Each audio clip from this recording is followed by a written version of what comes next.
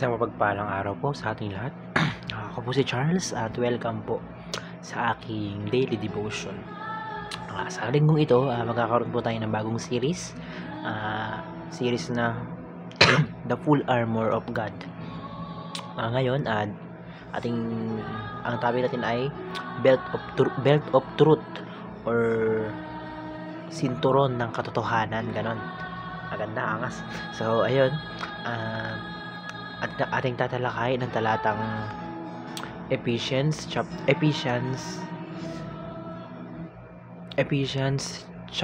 6 verse 14. Ang sabi rito,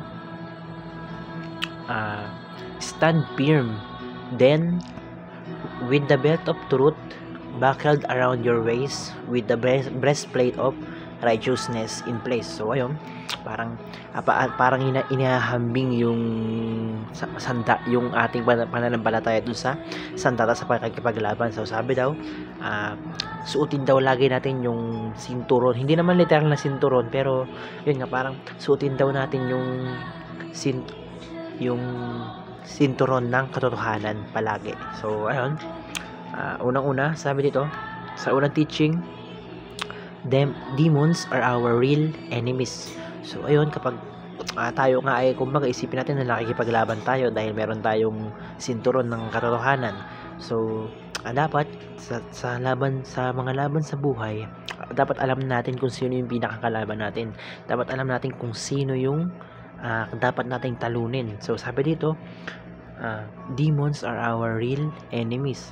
So ayun, ang ating mga kalaban ay hindi tao, ating kalaban ay hindi mundo, ang ating kalaban ay hindi kung sino. Ang ating kalaban ay demonyo mismo, or mga demons, mga diablo. Ngayon, subukan tayo sa ikalawang teaching. Ang sabi rito, demons aims to destroy the God's world. So ayun, ang pinakang layunin, ang pinakang objective ng mga demons or ng mga devil ay, or ng mga diablo, ay sirain yung mundo natin, or sirain yung mundo ng Panginoon. Na ngayon, dahil sa mga demons may mga kasalanan, dahil sa mga diablo may corruption, dahil sa mga diablo may mga magnanakaw, dahil sa mga diablo, o dahil sa mga panunukso ng diablo, may mga nakakapatay, dahil sa panunokso nila may nakakagawa ng kasalanan. Ayun. So ayun, gusto ng diablo na sirain yung mundo ng Panginoon natin, ano. So punta tayo sa ikatlong teaching. Ang sabi rito, demons fight with lies, but we fight with the truth. So ayun, nung nagkasala or nagkasala si Satanas, sabi doon sa video na lahat daw ng diablo or lahat daw ng demonyo ay tinanggalan na ng authority. Ibig sabihin, tinanggalan na sila ng parang hindi na sila pinagkakatiwalaan lahat ng sinasabi na kaya ngayon, ang demonyo nilalabanan tayo sa pamamagitan ng kasinungalingan. So kunyari, maraming pinakita doon na kasinungalingan. Ang natatandaan ko is yung sinasabi ng diablo na marami pa tayong oras, mga ganon. Sabi rin ng diablo, pag ang mindset mo ay marami ka pang oras, kaya dapat magpa-chill ka lang. Yun ay kasinungalingan ng diablo. Isa pa ay ano, na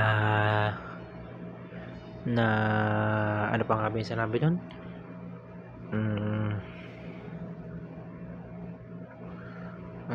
Ano ba? All leads, lahat ng sabi pa rin nung meron pa sinabi ang diablo na success lang or pagtatagumpay lang ang kailangan natin para sumaya. So isa lang yun, no? Isa lang yun. Kapag ganoon yung naiisip natin na success lang or kaginawahan lang or pagiging mayaman lang ang kailangan natin para sumaya, yun ay kagagawa ng diablo. Yung mga ganung bagay, yung mga ganung kaisipan, yun ay uri ng kasinungalingan ng diablo. So yun, yung ganun makipaglaban ng diablo. Demons fight with lies, but tayo daw, we fight with the truth. So ayun na nga, dahil ang kalaban natin mga demons, mga demonyo, mga diablo, ang panlaban nila ay kasinungalingan. So tayo naman dapat labanan natin sila ng katotohanan. Kung ano yung totoo para sa kung ano yung totoo lang, yun lang yung atin. Huwag tayong magpasilaw sa makamundong gawain ganun. So punta tayo sa isa yung unang application ng sabi rito, wage wars against our enemies.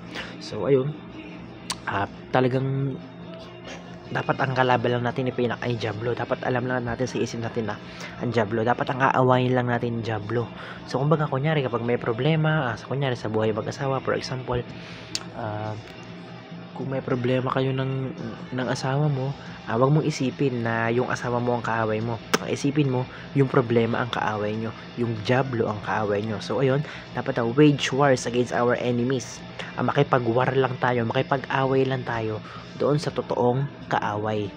Ang kaaway natin ay hindi yung kapwa natin tao, dahil ang kaaway natin ay yung Diablo. So yun lang ang awayin natin, yun doon lang tayo makipaglaban. So sa ikalawang application, sabi rito, works toward restoration.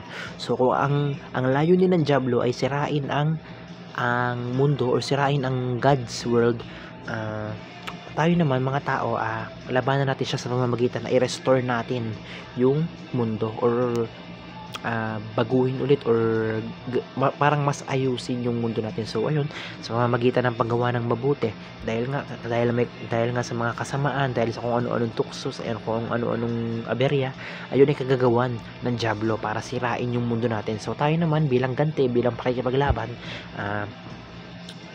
gumawa tayo ng mabuti.